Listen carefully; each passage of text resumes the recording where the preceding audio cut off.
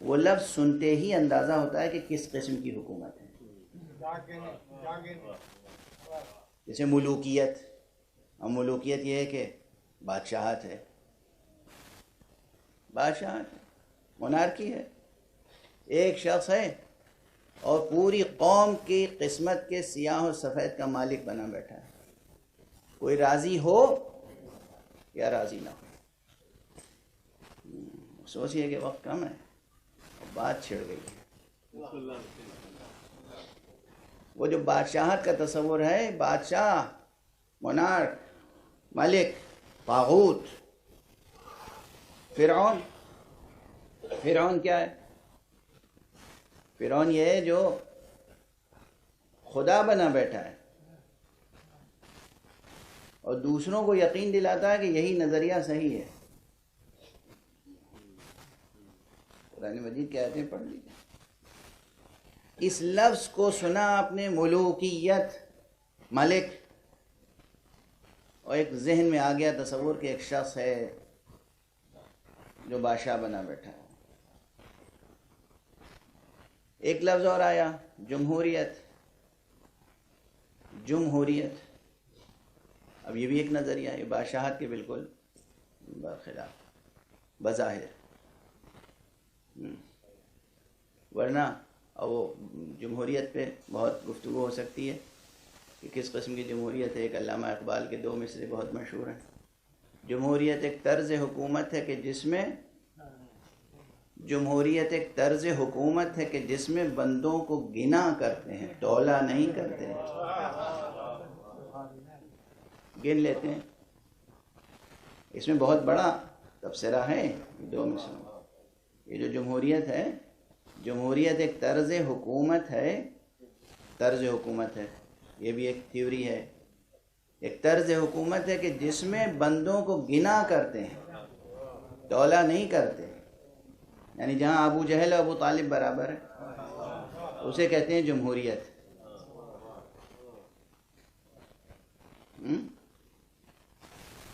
نعوذ باللہ.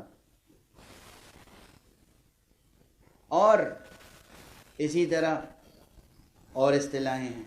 تو جتنی رائج اصطلاحیں، ہر ایک کی مثال دوں گا تو طویل ہوتی جائے گفتگو. جتنی رائج اصطلاحیں، پولیٹیکل تھاٹ کی ہسٹری پڑھیں، ہسٹری آف یا ڈیولپمنٹ آف پولیٹیکل تھاٹ، انسان کے سیاسی شعور کا ارتقاء، اور کب کب کیا تھیوریز سامنے آئی ہیں اور کب کب کیا ٹرمینالوجیز ابھر کے سامنے آئی. تو یہ ایک ٹرمینالوجی، ایک لفظ جو ہے اپنے پیچھے پورے کانسیپٹ کو لے کے آتی ہے. ان سب میں دیکھیے گا کہ اگر آپ کا ذہن صاف ہے، پاک ہے، طبیعت فطرت اولیہ پر قائم ہے، تو بہت سے الفاظ سنتے ہی طبیعت میں ایک تقدر پیدا ہوتا ہے. طبیعت اس کو ریجیکٹ کر دیتی ہے. ایک لفظ جب ولایت آتا ہے تو دل میں اتر کے رہ جاتا ہے. وجہ کیا ہے؟ یہ ولایت ایک لفظ، جب اس لفظ ولایت میں یہ جب اصطلاح بن کے سامنے آتا ہے تو اس میں بہت سے مفاہیم سامنے آتے ہیں، بہت سے معنی. اس میں قرب کے معنی بھی ہیں، اور عجیب و غریب قرب ہے. ولی وہ ہوتا ہے جو حق سے بھی قریب ہو اور آپ سے بھی قریب ہو. حق سے بھی قریب ہو اور آپ کے دل سے بھی قریب ہو، وہ ہوتا ہے ولی. ولی وہ ہو ہی نہیں سکتا جو دل کے قریب نہ ہو. جسے دل قبول نہ کرے وہ کچھ ہو سکتا ہے، ولی نہیں ہو سکتا. پھر اس ولایت میں ایک پہلو اور ہے.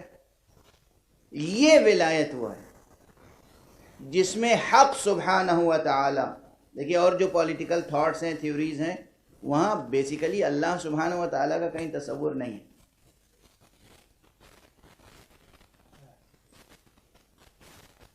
حکمراں کا تصور ہے، میں ہوں اور میری حکومت. ولایت میں بنیاد حق پر ہے. جہاں بنیاد ہی حق پر ہو وہاں اس فرد کی انانیت کا سوال ہی پیدا نہیں ہوتا. اس کے معنی ہے کہ ولی بنتا ہی وہ ہے، اللہ ولی بناتا ہی اسے ہے جس کی انانیت، جس نے اپنی انانیت کو رضائے رب میں پہلے ہی فنا کر دیا ہو۔ یعنی جب تک انسان کامل ابو تراب نہیں بنتا اس وقت تک ولی نہیں بنتا۔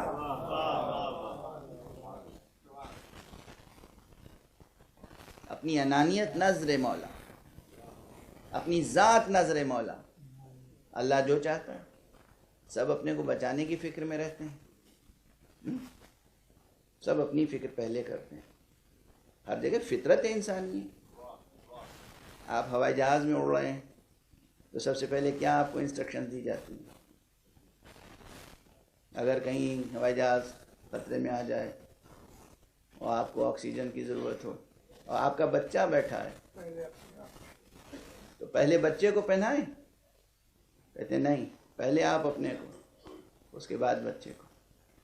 تو اپنی جان بچانا پہلے واجب ہے، عقل اور عقل انسانی، عقل عمومی، قانون دنیا کے نقطہ نظر سے۔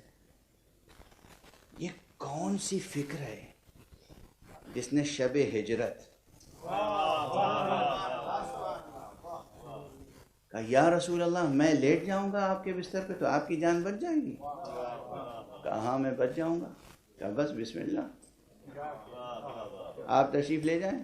اور اطمینان سے چادر اوڑھ کر، اطمینان سے چادر اوڑھ کر علی لیٹ گئے۔ اس ایک رات کا اطمینان بتاتا ہے کہ نفس مطمئنہ کسے کہتے ہیں۔ نفس مطمئنہ کسے کہتے ہیں؟ اطمینان سے لیٹ۔ اور گھر کے چاروں طرف تلواریں اوپی ہوئی ہیں، برہنہ تلواریں، سب تیار ہیں، خنجر بکف۔ تو جس نے اپنی ذات کو، اپنے نفس کو، اپنے وجود کو فنا فی اللہ کر دیا، اسے اللہ ولی بناتا ہے۔ تو اقتدار کا سرچشمہ وہاں سے ہے، اور بات وہاں سے وہاں تک نہیں، وہاں سے فیض ربوبیت لے کر تقاضائے ولایت یہ ہے کہ تمام مخلوقات تک فیض رب کو پہنچانا ہے۔ یہ ہے ولایت۔